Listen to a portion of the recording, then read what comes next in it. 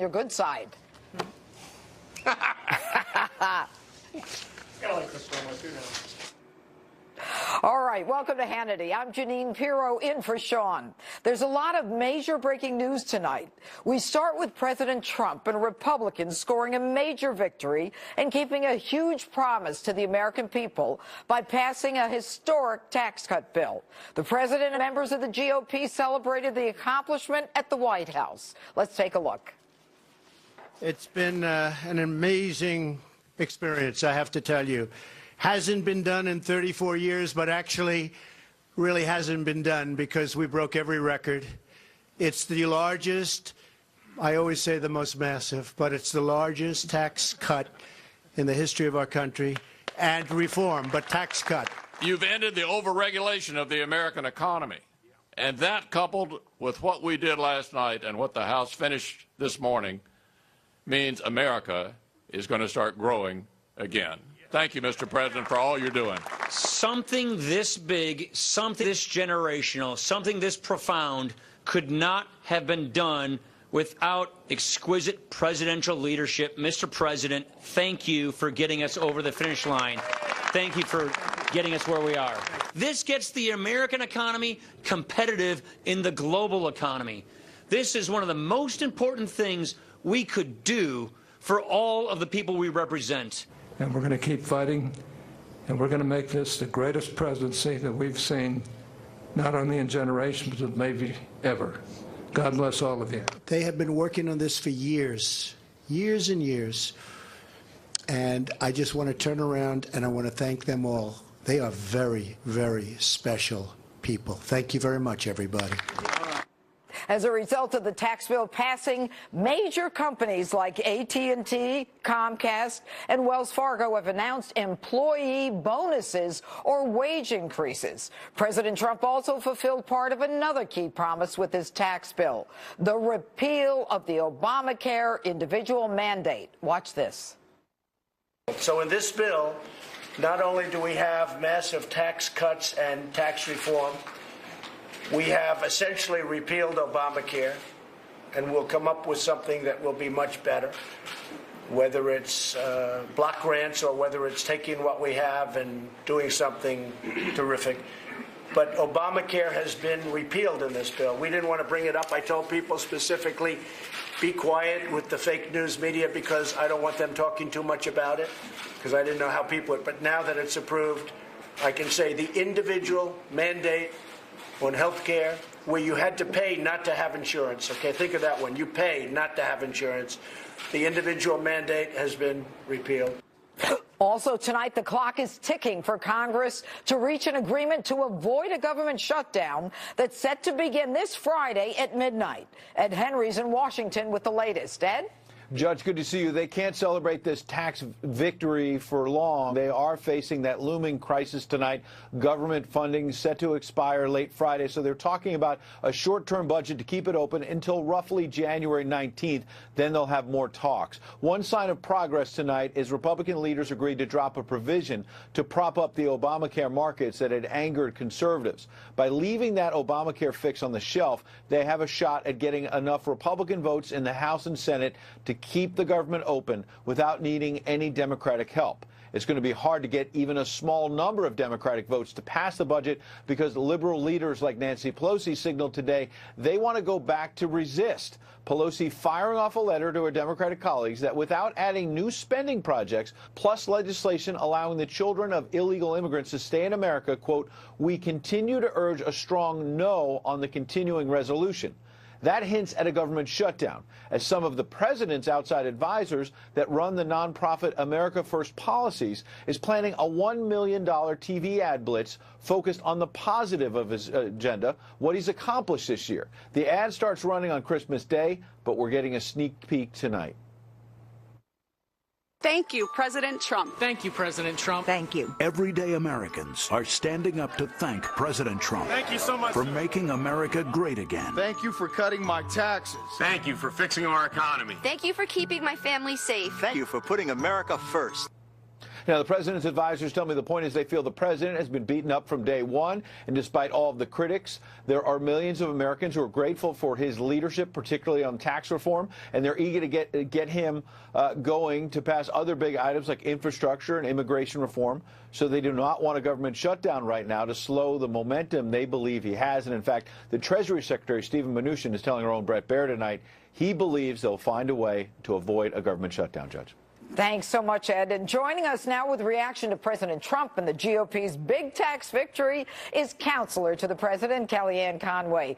Good evening, Kellyanne. I'll bet it was an exciting day at the White House. It has been indeed. There's a buoyancy and a vibrancy. You saw it there on full display. You saw the president really calling out by name the leaders in the House and Senate, the chairman of the different committees, and really the rank and file Republicans. Unfortunately, there were no Democrats there because none of them took an opportunity to give tax cuts and relief to our job creators, to middle-class families.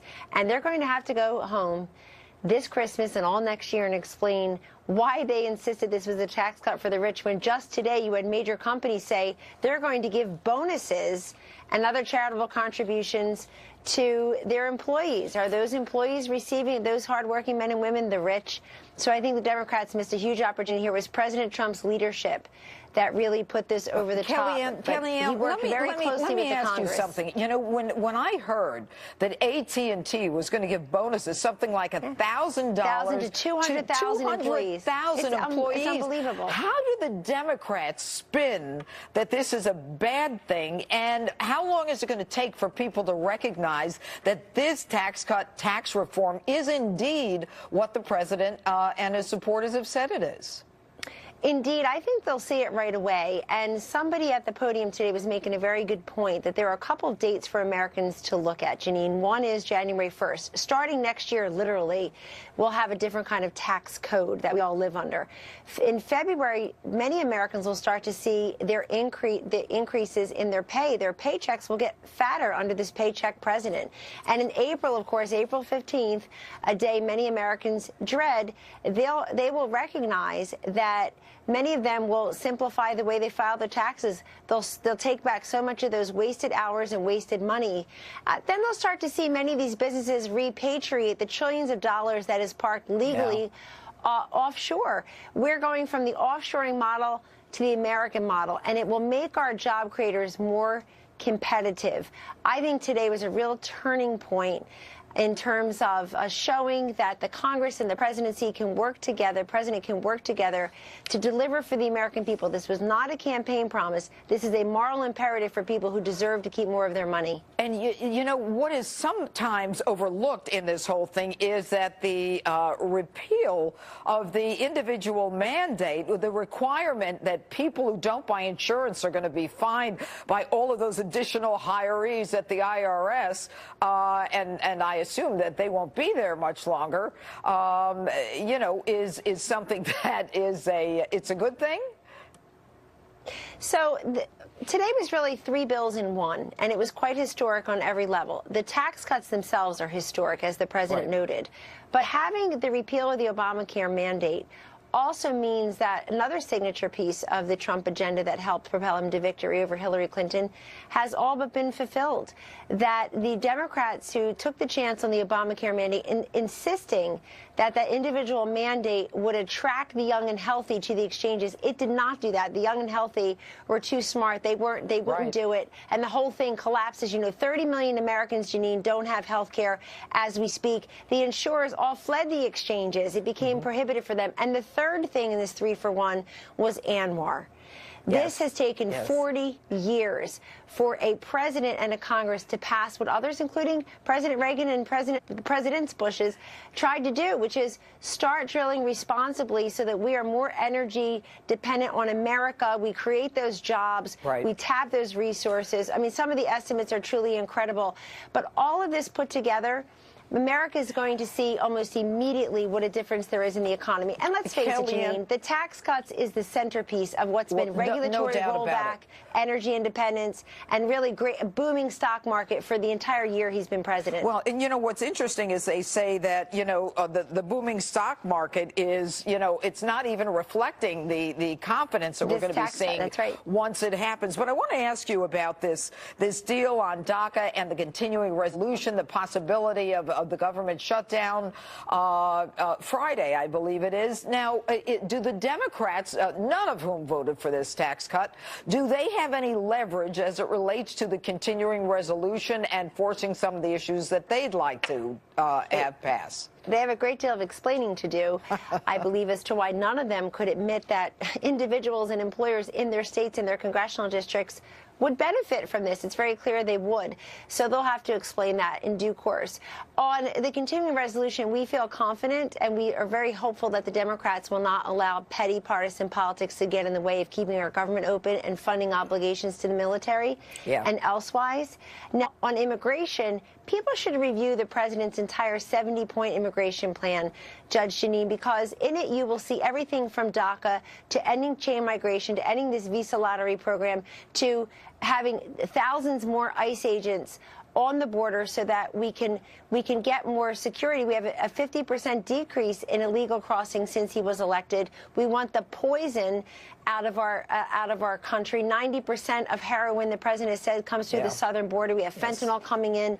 And so all of this adds up to a president who's put forth a 70-point immigration plan, including a merit-based system, and everybody should read it and not just focus on any one component. But we don't have to worry that DACA is something that they can leverage before the continuing resolution and that the CR will pass, correct? I would hope so, because the president has made very clear that he wants that wall funded, and that is not negotiable. And anybody who wants to bring to the table their chief concerns will also have to hear his. Do we and know I would say do we he know really when has the upper hand here. Kellyanne, I don't mean to rush you, but do we know when the president is going to sign this bill? Sign the continuing resolution? No, the tax reform. Oh, well, there are processes that need to and protocols that need to be followed, as I understand it. And so you can expect him to do that in due course over the next couple of weeks, I suppose it could happen, I'm told. But today, people can rest assured that that is a formality. The passage is real, and you saw corporate America respond to it today by passing it on. Unlike all the predictions, Janine, all the breathless predictions where corporate America would never allow this tax cut to redound to the benefit of the little guy, of the worker. They were going to stick it in their own pockets. The minute it passed, before the president even went out to the South Lawn, they had already announced these bonuses. They predicted a year ago global recession, stock market crashes, a disaster everywhere. The opposite has happened. The consumer confidence is historic. The unemployment rate is low, the lowest ever among Hispanics, lower for African Americans and women and teens in a while. And so all of this knitted together shows a president and his leadership that has been able to realize a piece of legislation that many members who stood behind him tomorrow had voted on many years, only to have it die on a president's desk. And some of those had voted for the Reagan tax cuts, and they think this is even more bold. Well, Kellyanne, we very much appreciate it. Congratulations. You can continue celebrating tonight. Congratulations to America. Thank you. Yes, take care. And joining us with reaction, our radio talk show host, Larry Elder, former Clinton pollster, Fox News contributor Doug Schoen, and Fox News contributor Lisa Booth. All right. Now, Doug, I'm going to ask you a question, okay? Because clearly the one Democrat on the panel, what if the Democrats are saying, you know, Chicken Little, the sky is falling, and people start seeing on February 1, the date that they've identified as the date when the people are going to be seeing more money in their paychecks, I mean, doesn't that bode very poorly for the Democrats in 2018? Well, it could. There are a couple of daunting statistical challenges the president and Republicans face.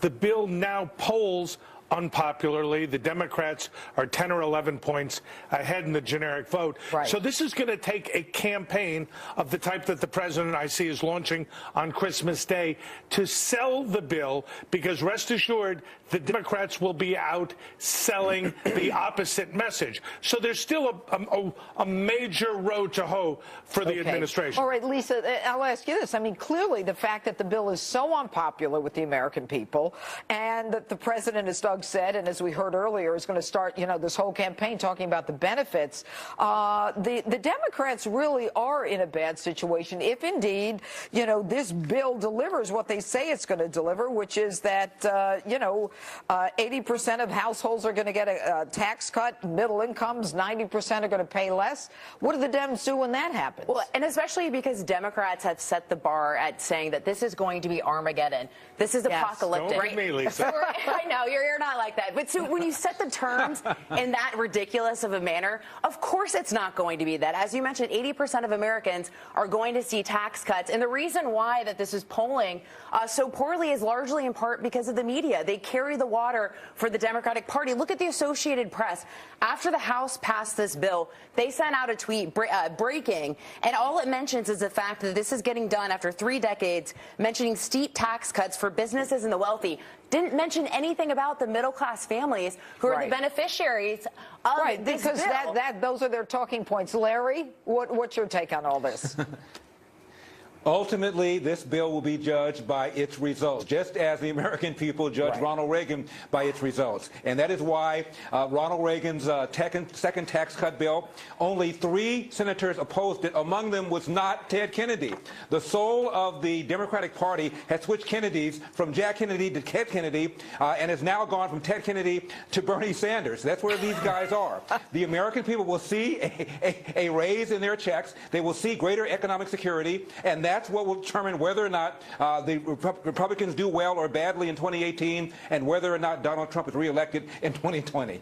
What about, Doug, what happened with AT&T? Yeah. The 200,000 people getting into $1,000. I mean, the bill hasn't even been signed yet. The stock market, they say, hasn't been factored into the rise, which is historic. I mean, how do they continue to be able to sell this to the American people, that the Republicans are bad for the economy? Well, there's a simple talking point that they have to rebut, which is the highest rate is 37 on individuals, 21 on corporations, ipso facto, a break for the corporations. But you make an important point, Judge, which I think deserves to be underscored. The administration needs help. They can't do it on a partisan basis. And if I was with the president, I'd say, Mr. President, great that you thank Paul Ryan and Mitch McConnell. Don't mention their names again, because they're really, But it's not just the bonus. You got to get the corporations and working people out speaking in favor of the bill. And it's not just the bonuses, though. There's also investments, because Comcast has also announced $50 billion over the next 5 years. AT&T said that if tax reform got done, that they would invest $1 billion. So we're going to see more investment. But that's a little long term. I mean, this is so immediate. But this is unbelievable. But I think when Americans see that, though, they recognize the impact of this. And Republicans do have to sell it, and they have to sell it against the odds of the media being against them. But I think they can do it, and that's what they're going to do when they go home to their states and their constituencies. And Larry, don't you agree that this is one time where, irrespective of what the mainstream media says, when Joe Smith gets his his paycheck and he looks at it and he sees a difference on February 1, he's going to say, whoa, this is real. Absolutely, and there's one other thing that we haven't talked very much about, and that is that this bill gets rid of the death tax. Guess who's opposed to the death tax? The National Black Chamber of Commerce. The head of Black Enterprise, the founder of Black Enterprise, also wrote op-ed pieces against the death tax. I thought Donald Trump disliked people of color. I thought he didn't like black people. He also praised Tim Scott, the black Republican from South Carolina, who helped him push this bill through. I thought Donald Trump did not like people of color. Oh, my goodness. Maybe some people are going to have to rethink some of their assumptions. God forbid. Well, and you know what? I have to tell you, Larry, and I'll go to you, Doug. I mean, hearing Tim Scott today, he was talking about, and every one of them was so genuine who got up, with their, not just their satisfaction with the bill finally passing, but you could feel it was emotional, where Tim Scott says they are investing now in opportunities. Trillions are going to go into the poor communities. Sure. A couple of things. Look, I think Lisa's right, much as she likes to castigate Thank you, Doug. Can you say that again?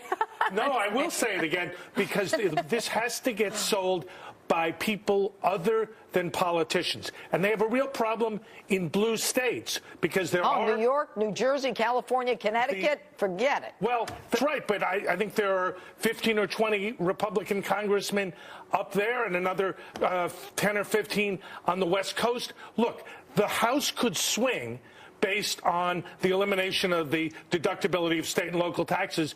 They need a special job in blue states to sell the broader benefits. They need to do it on a broad-scale basis without the political class involved. It's the big, beautiful tax cuts, right? Everyone wanted for Christmas. Except when the taxes go up in those states. You know, and Lisa and Larry, I just have a little time left. I mean, you know, for those states where state and local taxes are no longer deductible, there's a limit, you know, on on mortgages. I mean, that's Joe Smith, too. Yeah, I mean, that is going to be a tough sell. I mean, this is one of the areas where those members of Congress in those states were concerned about that, the House members. So I think it is a concern for Republicans. Okay, all right. And Larry, just finally, I've got to go in a second, but your take on how they're going to deal with it?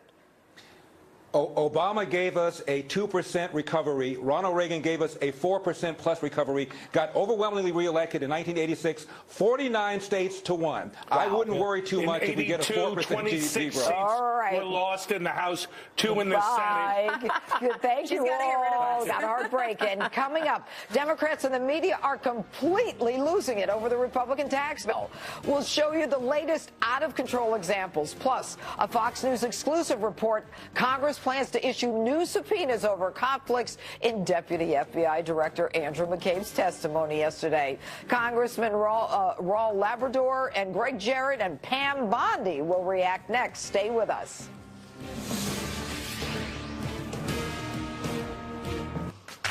Hi.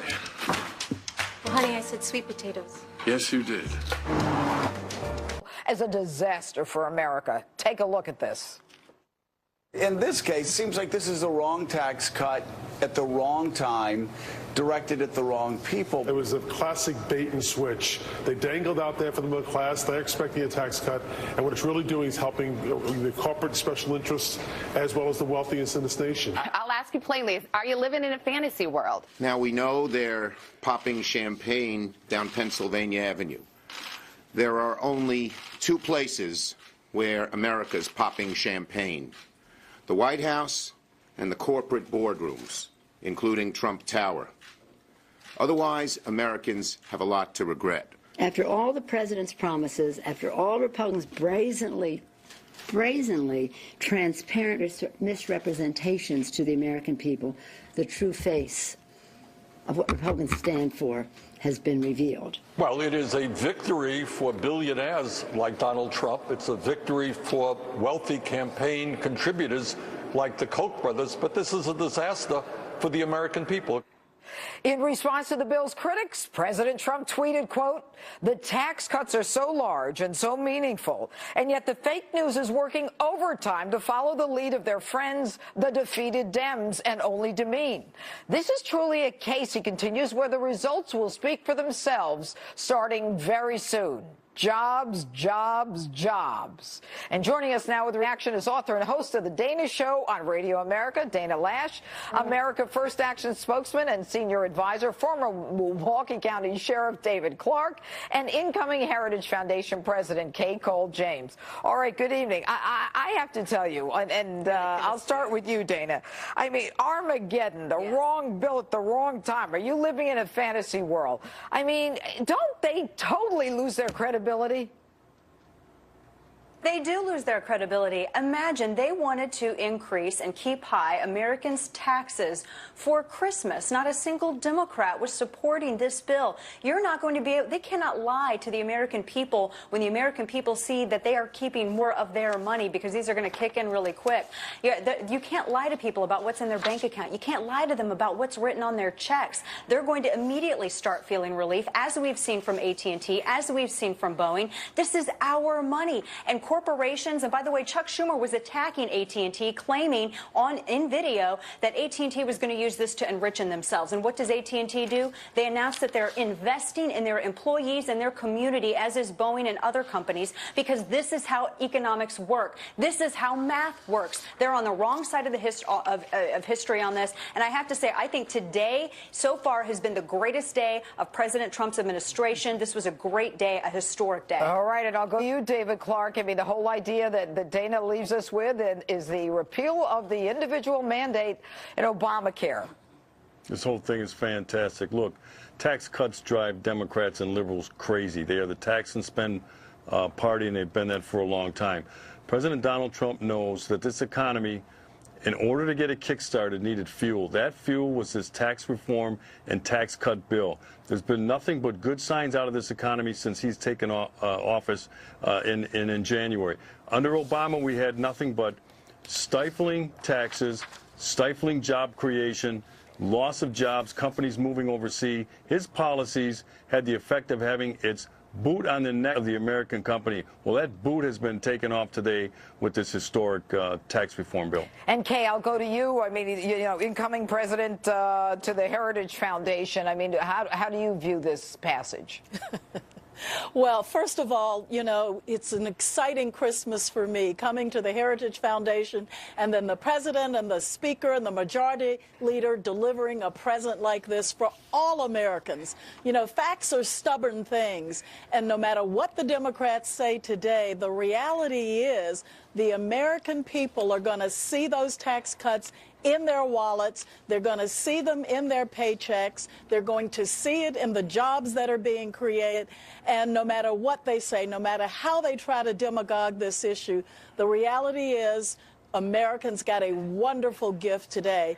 And, I don't think that the champagne is being popped in corporate boardrooms, but the reality is there are some American people sitting around their kitchen tables this evening that have a lot to be grateful for to this president and to this Congress. And Dana, clearly, I mean, this is a great time of year. So when I hear the Democrats saying it's the wrong bill at the wrong time, I mean, first of all, this is the best time to do it. That's just my take on the holidays. But more than that, Dana, if they're really that angry about it, this continuing resolution that's coming up, the government shutdown on Friday, I mean, they would shut the government down. I mean, but they're not going to oppose this, are they?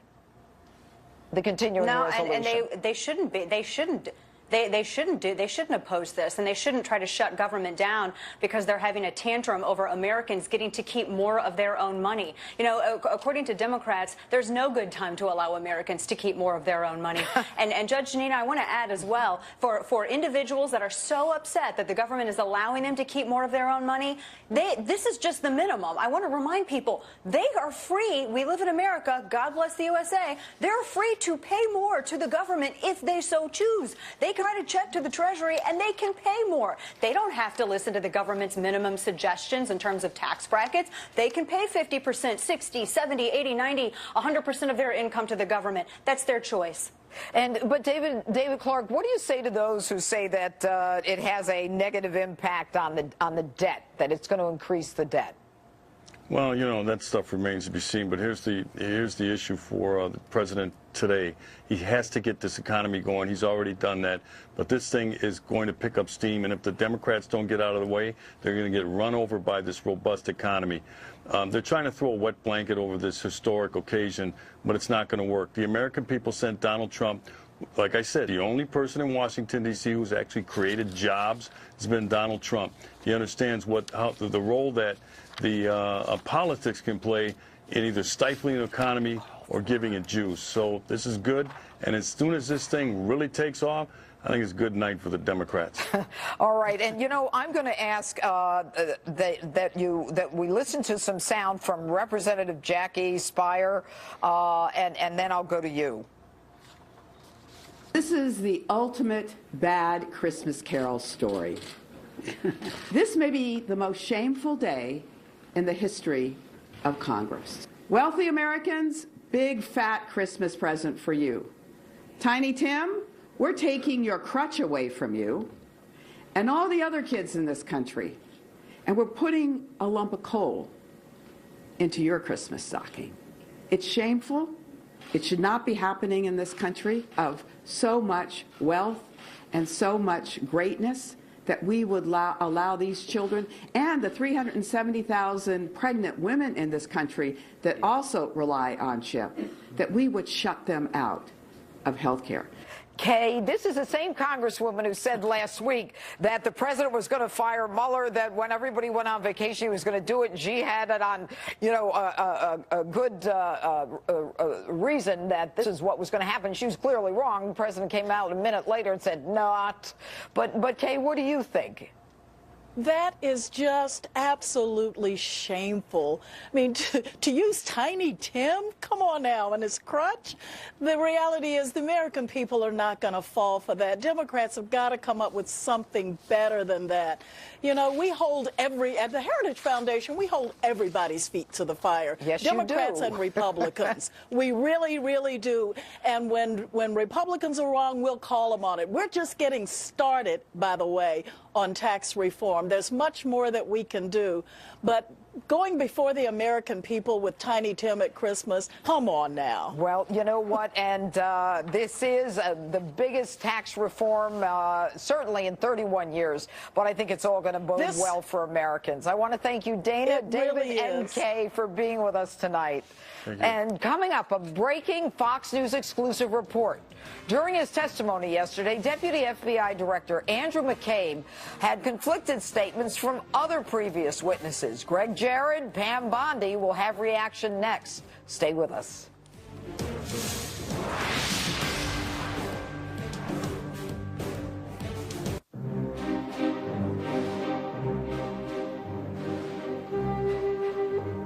On the ongoing Russia investigation, congressional investigators are exclusively telling Fox News that McCabe's testimony contained numerous conflicts with statements made by previous witnesses. According to these sources, the big issue at hand is whether McCabe told the truth about the FBI's probe into the anti-Trump dossier and the exact time frame when he found out that it was funded by Hillary Clinton's campaign as well as the Democratic National Committee.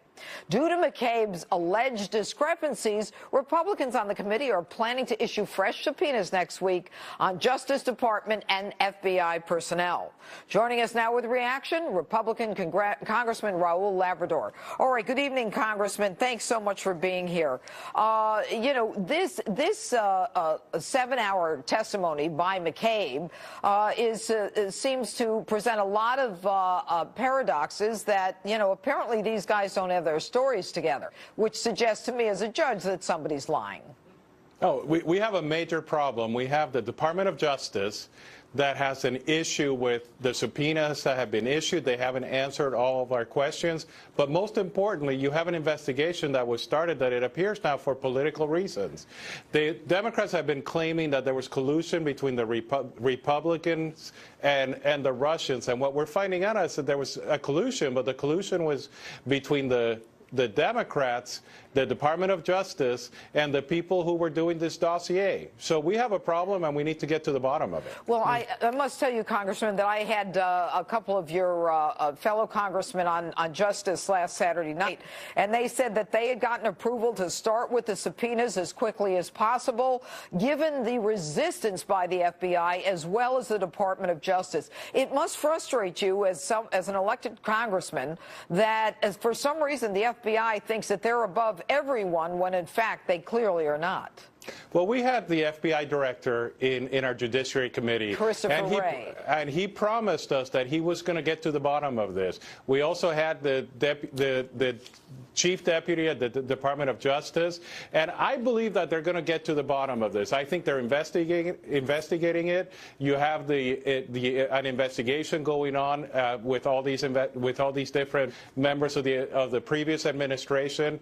But as you know, it would be very difficult if you were a prosecutor. It would be very difficult to trust what these people were doing if you knew that they had a bias against the person that they were prosecuting. But you know what? Even beyond that, when you say, you know, that Deputy Attorney General Rosenstein and Christopher Wray, head of the FBI, promised they would get this stuff to you, well, they haven't gotten this stuff to you, have they? No, they haven't, and they need to. So why do you have confidence in them?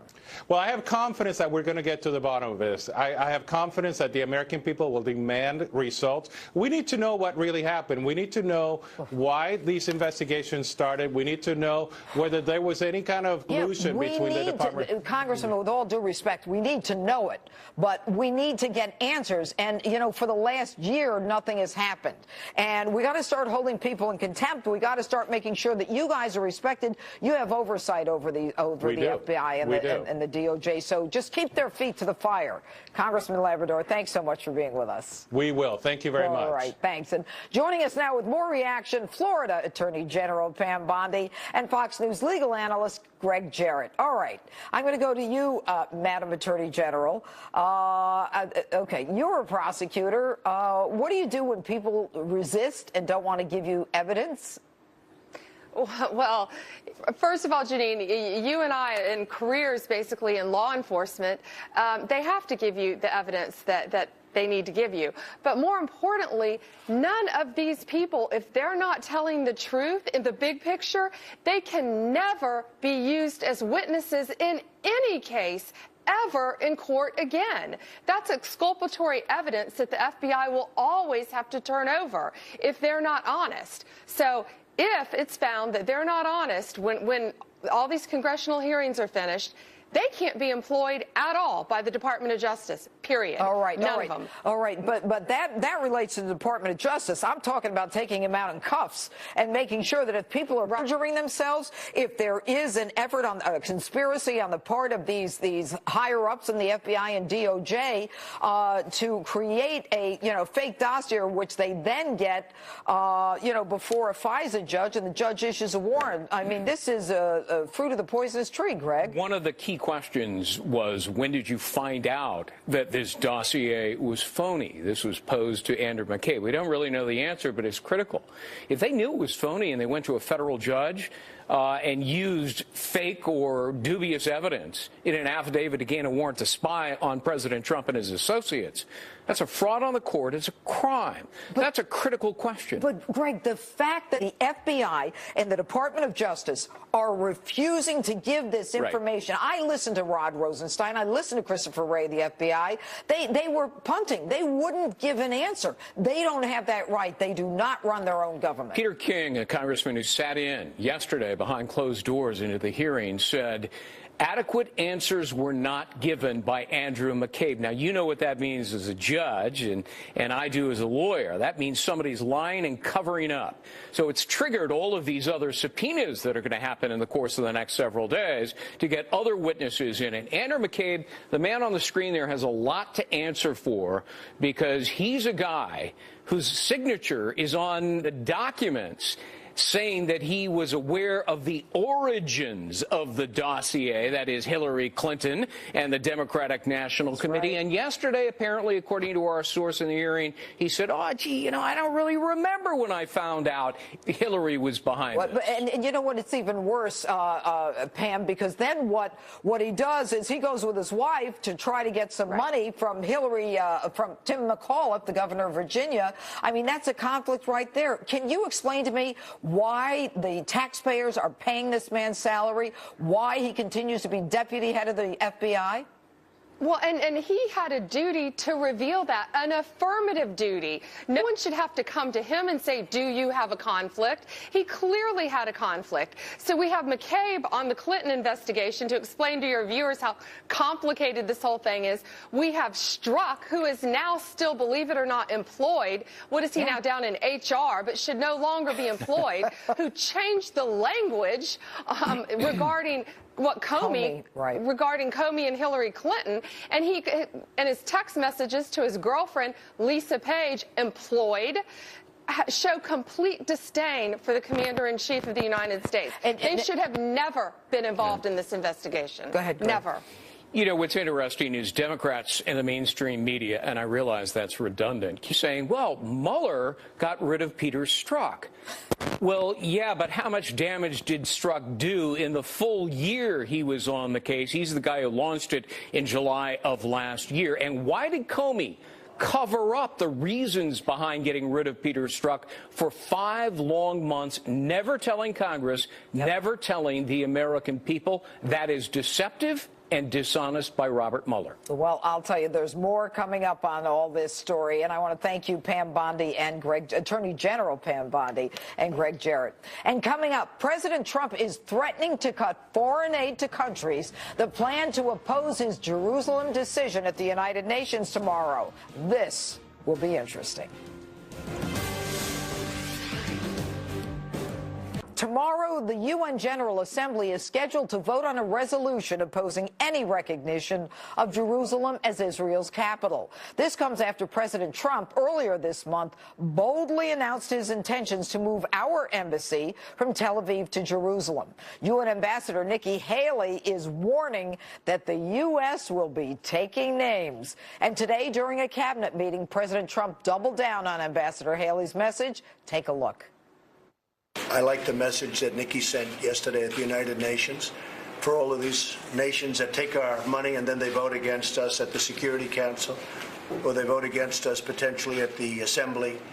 They take hundreds of millions of dollars and even billions of dollars, and then they vote against us. Well, we're watching those votes. Let them vote against us. We'll save a lot. We don't care. But this isn't like it used to be, where they could vote against you and then you pay them hundreds of millions of dollars and nobody knows what they're doing. So, Nikki, that was the right message that you and I agreed to be sent yesterday, and I've had a lot of good comment on it, believe me. People are tired of the United States. The people that live here are great citizens that love this country. They're tired of this country being taken advantage of, and we're not going to be taken advantage of any longer. And joining us now is Israel's ambassador to the United Nations, Danny Danon. All right, Danny, I love the idea of taking names. I love the idea of, you know, you're not going to do this to us anymore. But is it anyone's business where the United States decides to put its embassy in a foreign country? Good evening, Judge. The UN has no right to tell Israel where the capital of Israel should be. And the UN has no right to tell the U.S. where to put the embassy of the U.S. in Israel. The audacity of the UN must stop. And I think tomorrow we will see another session of bashing, not only of Israel, bashing of the U.S. And no resolution that will pass can change the reality that Jerusalem is, as always will be, the capital of the state of Israel. You cannot change that. You know, so many presidents have promised that they were going to do it. What is it about this president that, I mean, obviously he's much stronger. But why would they promise it and not deliver? What was the harm to them? Were they afraid of these other countries? We see a different kind of leadership, and we appreciate that. It was a courageous, bold decision of President Trump. And not only that, also the veto of Ambassador Haley in the Security Council. Last year, I was in the Security Council, last December, and there was another resolution, and the previous administration supported that shameful resolution. We see the change. We appreciate it. This is the way to handle the UN, to come with your values, with your ideology, and to change the UN. We need to reform the UN. And clearly the president is going to do that. He talked about it with NATO, and now he's talking about it with the UN. But what money? Is there money to individual countries that can be impacted by, you know, the United States saying you don't vote with us, we're not going to give you money anymore? Well, that's for the president and Ambassador Haley to decide about that. But there's a lot of hypocrisy in the UN, and if you give money to those countries, I think you should demand from them. That's what we do when we support countries. I called many ambassadors today, and I told them, we support you. We share technology, cybersecurity, defense. So now we need you tomorrow at the vote. If you do not support us, we will also take notes. Why? I mean, even the United Kingdom, I mean, you know, they're always supposed to be considered an ally. Why do they feel that they should have a say as to where Israel has its capital or the United States puts its embassy? They think that they support the peace process, but it's exactly the opposite. They don't support the peace process. They support the Palestinian ideology of incitement, of running away from a dialogue. The only way to move forward is to have direct negotiations between the Israeli and the Palestinians. And the president's decision is the right move, because now that Palestinians understand that there is a new leadership, they have to decide whether they're joining the negotiations or we are moving on without them. And so, I mean, by saying that, you know, this is going to disrupt the peace process, that's just their excuse. In fact, it hasn't gone forward for a long time. Maybe this is the way to do it. Look what happened in the last 20 years. So many emissaries, so many summits. Nothing happened. I think this is the right approach, and I think the president will be engaged with the peace process. I think so. Anyway, thank you so much, Danny Gannon. Coming up, more Hannity right after the break. Stay with us. Hurry, it's the final days of the Ford year-end sales event. It's your last chance of the year to get our best offer of the year. 0% financing for 72 months, plus an extra $1,000